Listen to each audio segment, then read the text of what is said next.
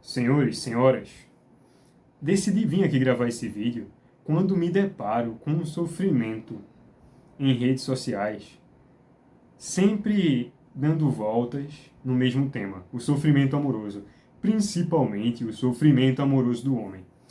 Eu estava pensando, relacionando com algumas experiências e contextos, de que maneira o homem é arrastado pelo pensamento criado, pelo pensamento desfigurado, porque ele se move em cima de um lamaçal, um pântano que sempre o arrasta a se afogar, onde imaginava uma pressuposta segurança. E para começar esse assunto, eu quero trazer um dos poemas mais belíssimos que foi escrito exatamente nesta circunstância. Se você acabou de terminar o seu relacionamento, se a mulher que você amava decidiu ir embora, se tantos outros imprevistos lhe sucederam e o seu relacionamento chegou a um certo desgaste, porque os dois não entenderam muito bem, ou discutiram, ou outras repercussões interiores que não foram totalmente expostas, e que por motivo tal, seja anos vocês passaram juntos, meses, semanas, não importa a temporalidade, o que importa é o centro do sentimento da qual vou tratar. É a literatura do coração partido. Então, eu vou começar colocando um emblema. E esse emblema foi registrado por Guillermo Apollinaire, um poeta francês que, sob a ponte, escreveu um poema, Le Pont Moribond, que é a ponte que cruza o rio Sena. Ele terminou um relacionamento com uma pintora e sobre essa ponte ele escreveu um poema. E o poema diz exatamente assim. E ele diz assim: Vie la nuit sans l'air, le jour s'en vont, já demeure. Vem a noite, sou a hora, os dias passam, eu permaneço. Esse poema foi escrito em 1912 e ele demonstra exatamente o centro do homem, o centro que é a disposição em observar o rio passar.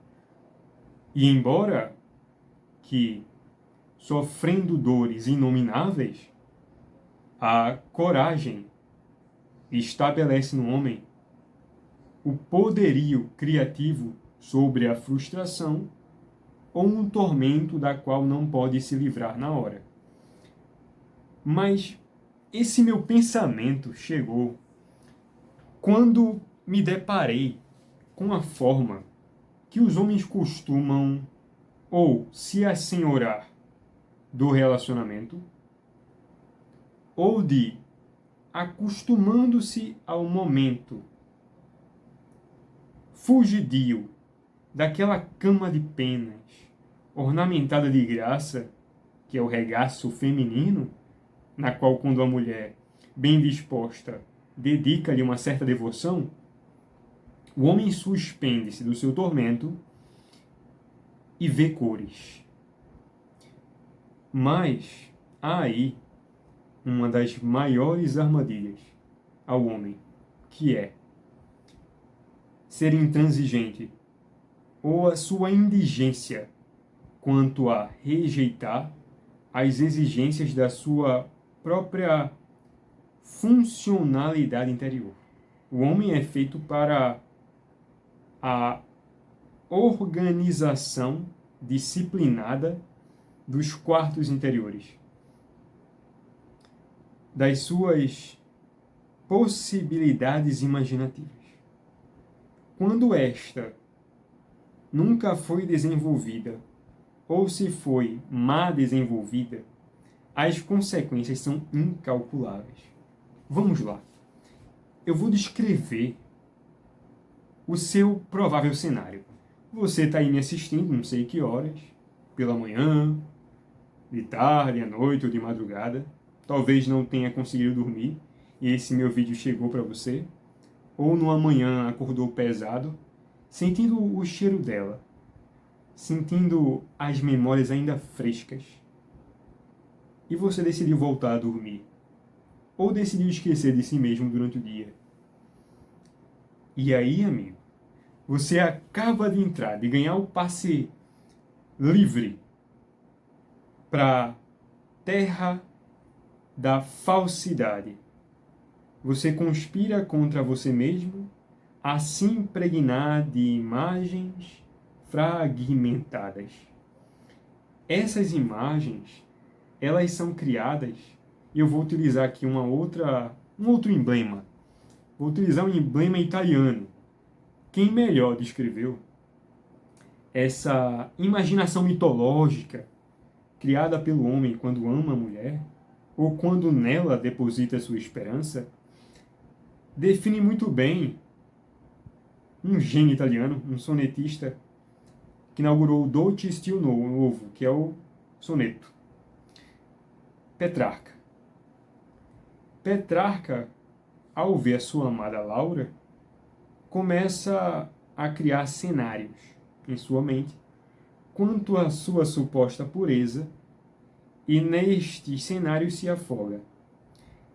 E fica muito nítido isso com os seguintes versos, que ele fala: Chiare fresche dolci acque, dove le belle membra, le piusa colei, pose colei, que sola a mi pardona, que quer dizer, claras águas, frescas e doces, onde os belos membros mergulhou ou repousou, aquela que só a mim parece mulher. Petrarca se fechando naquela forma angelical de uma fictícia pureza, de uma inviolabilidade da qual ele mesmo sentia que, ao estender a vista sobre ela, poderia macular. É a visão paradisíaca que muitos homens têm. Porque há no indivíduo um centro de que o amor é um elo e jamais deve ser quebrado. Aqueles que conseguiram chegar verdadeiramente no amor. E como isso é uma lei perpétua dentro da alma humana, irrevogável, ao ser frustrado nesta crença, que por conseguinte deva ser eterna, o indivíduo perde o seu chão. E o cobertor frio lhe vira companheiro, sendo este mesmo cobertor as cenas vividas.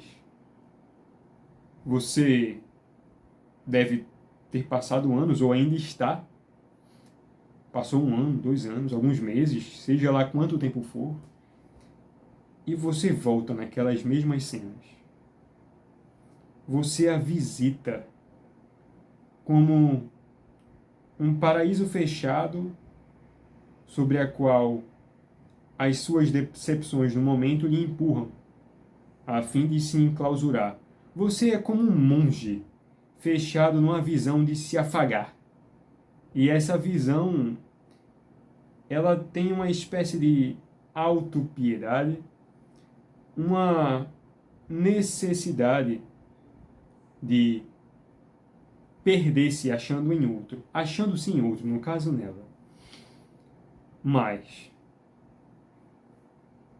essa miragem que você cria nela, as cenas que você visita, seja em lugares que você saiu com ela, seja nas noites dormidas, seja as mais diversas interações, a risada que ela costumava dar só para você, o jeito que ela lhe tocava, o modo como lhe olhava, ou como lhe perguntava, quando alegre ou quando triste.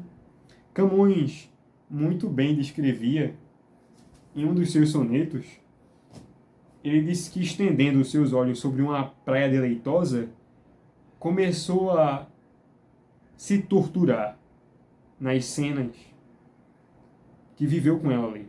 Ela sorriu comigo ali, ela passou a mão e desembaraçou os cabelos, ela esteve um pouco mais quieta, calada ou mais feliz.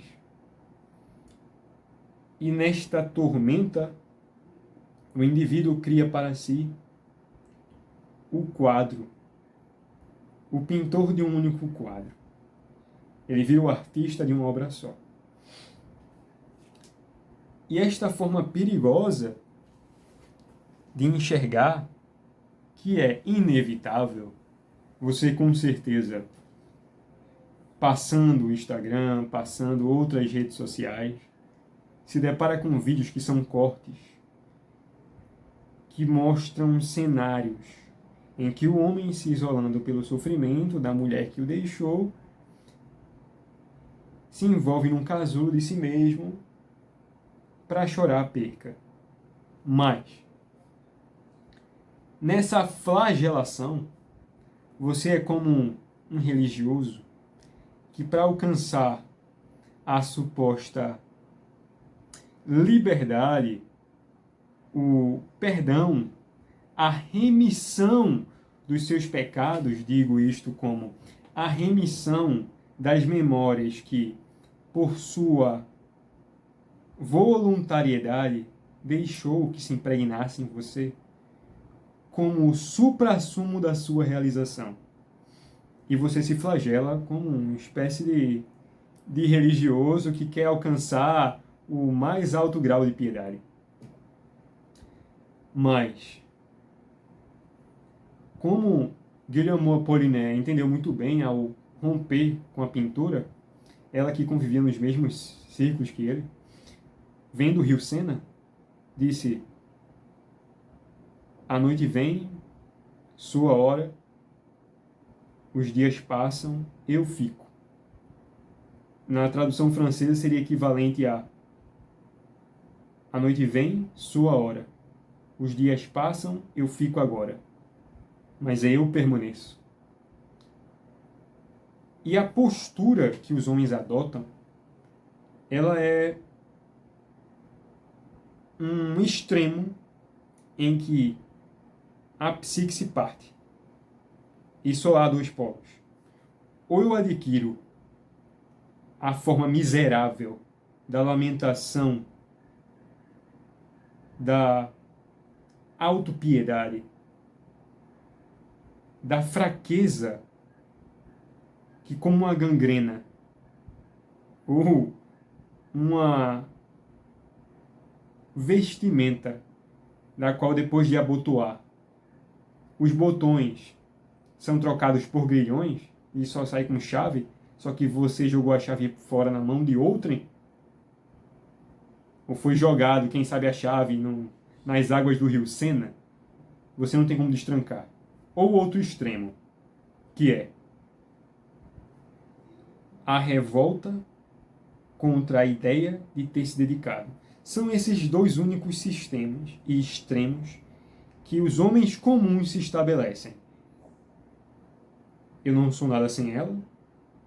O meu sofrimento há de me devorar como último sacrifício ao amor que eu senti, para que faça jus. Ou eu serei, utilizando da raiva, do ressentimento, como ousas me abandonar? Um homem tão inesquecível ou tão incontestável em seu poder, que ela não terá mais para onde olhar senão a mim. Ela irá se arrepender de toda forma. Mas o que falta nesses dois homens é a inteligência para dobrar sobre o sofrimento oferecido, comer a porção que lhe veio bater na sua porta. Jung dizia muito bem sobre a depressão: olha, quando ela chegar, sente-se à mesa e escute o que ela tem a dizer. O seu sofrimento lhe dá uma pista. E essa pista é a única resposta. Todavia há a necessidade de um contentamento com a dúvida, com a transição monótona dos dias, das quais os resquícios de sentimento vêm lhe visitar, a fim de saber se as suas feridas andam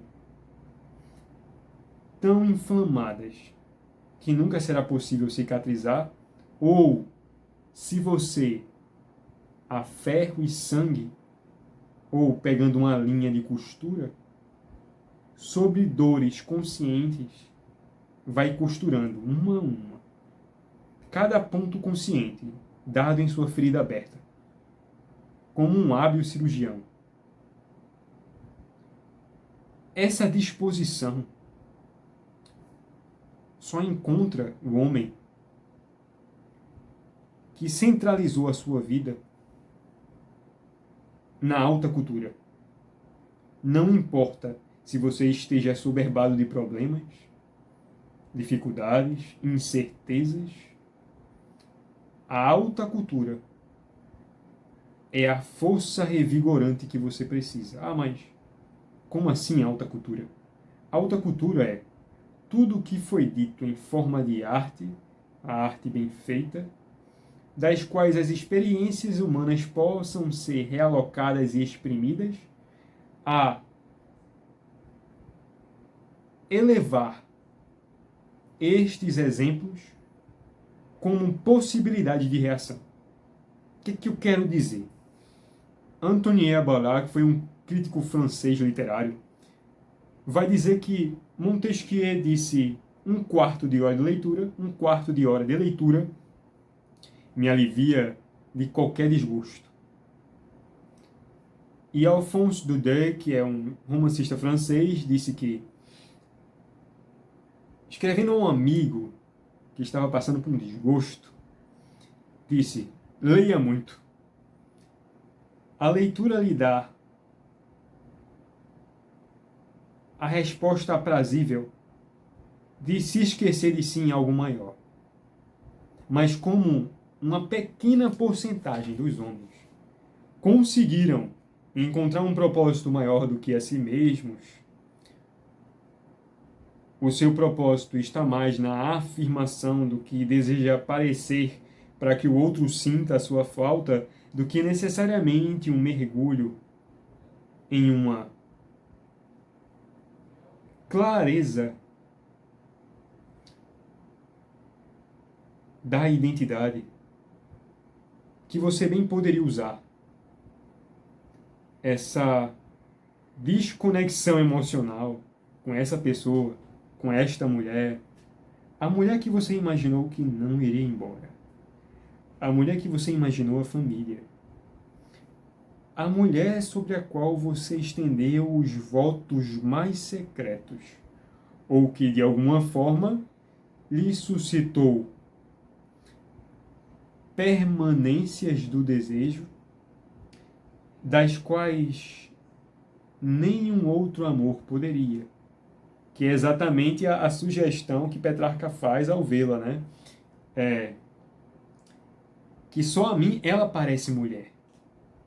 Mas, como há infinitas mulheres nesse mundo, há também infinitos erros de utilizar dessa frase para se aliviar. Sendo que o seu problema ainda está erguido diante de você como uma estátua de 10 metros. E você sempre faz prostrações para ela. Ainda que você não confesse a mesma religião, ela está lá. E você oferece perfumes e sacrifícios e ornamentos e faz orações em nome dela.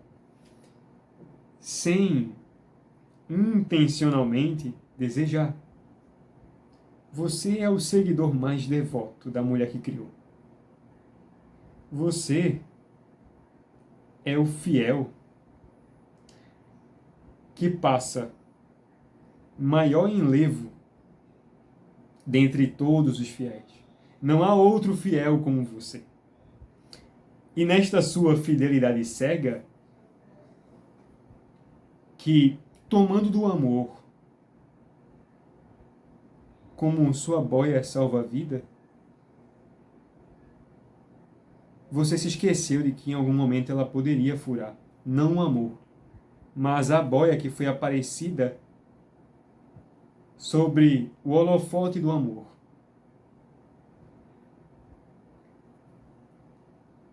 essa sua visão recortada para criar um altar dentro de você,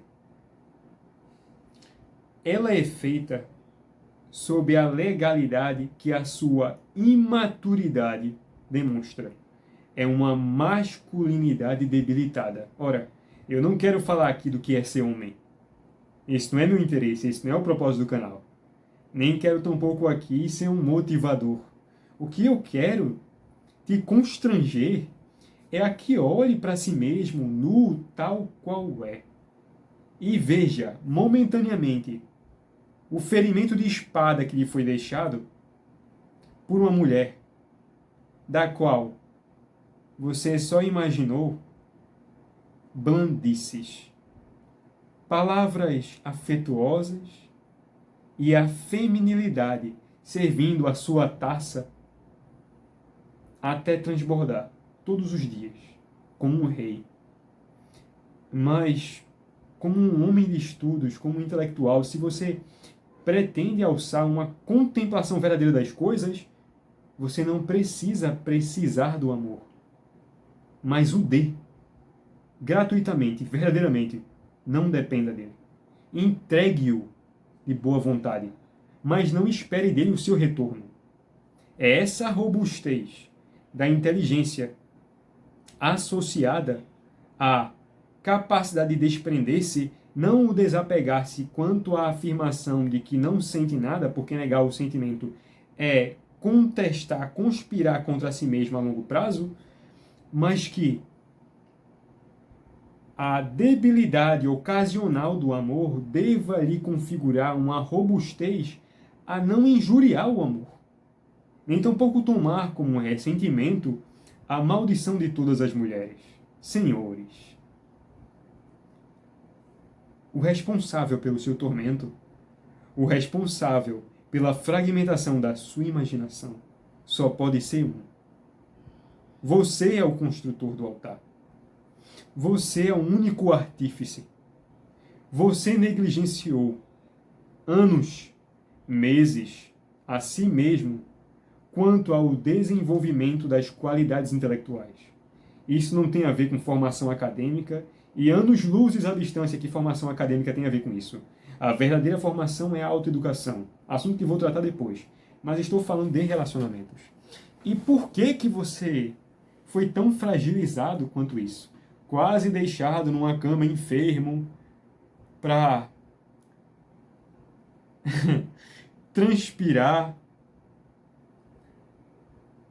afagando o lençol, se fechando como um feto em sua cama e chorando por um término. Claro que o homem deva sentir e sinta, porque há uma necessidade da elaboração do mesmo amor. As armas com que o amor te desarmou. Mas, é como Camões dizia, se vendo o claro lume dessas estrelas, amor quiser que viva e sinta delas, tu fazia uma analogia com os sonetos, não enxergando a luz das claras estrelas na vista que o meu se acende e mata. E se o tempo que tudo desbarata, secar as frescas rosas sem colhê-las, vendo os louros fios mudados em fina prata. Ainda que os tempos passem, Camões mesmo dizia, mudam-se os tempos, mudam-se as vontades, muda-se o ser, muda-se a confiança. Cada ser é composto de mudança, tomando sempre novas qualidades.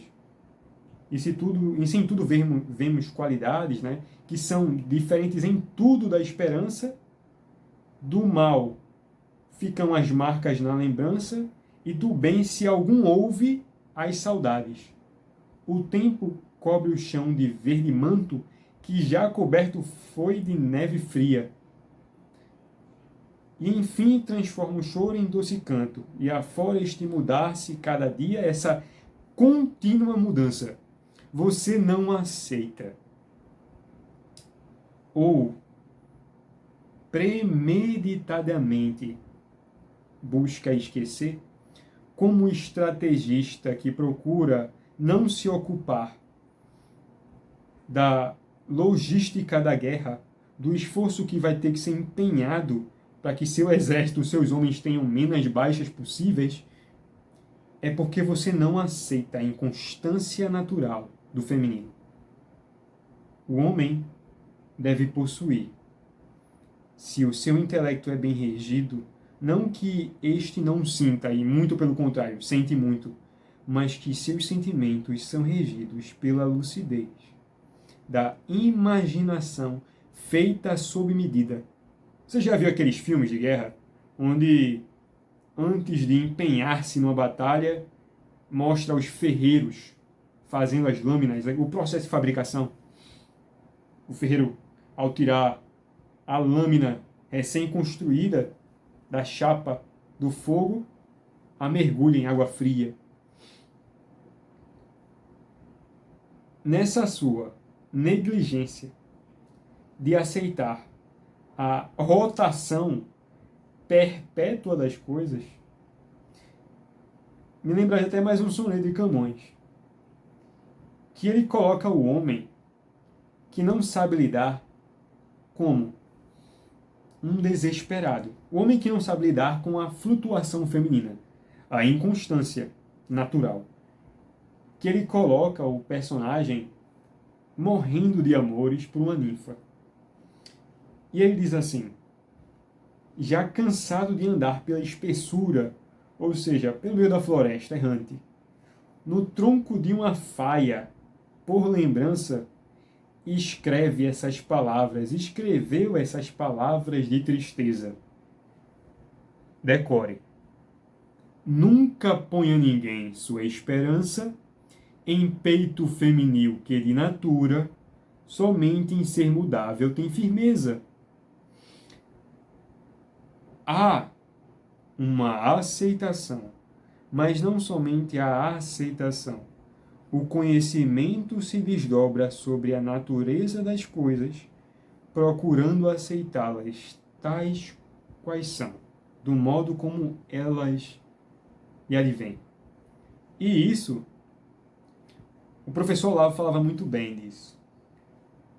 Que ele dizia, olha, implica que ou você desfruta das coisas da vida como quem exerce um direito, ou como quem a recebê-las vê o presente e em seu tempo as deixa aí. Essa constância interior que você como homem tem a responsabilidade da estabilidade emocional. Não importa o cerco que você esteja enfrentando. Não importa se você só tem mantimentos para alguns anos ou meses, não importa. Não importa se dentro das suas cisternas não tem mais água. Você vai precisar cavar e criar uma nova cisterna. E garantir que os membros da sua fortaleza, do seu castelo, sejam devidamente abastecidas. Dê o seu jeito. E a melhor forma, a única forma que você tem é, meu amigo, adquirir cultura. Os romancistas, dentre tais, alguns tão grandiosos, muitos sucumbiram entre as sutilezas do amor, adoeceram. Outros, em sua imponência, construíram as maiores obras-primas. A criatividade, a criação é a arma mais efetiva contra o desamparo.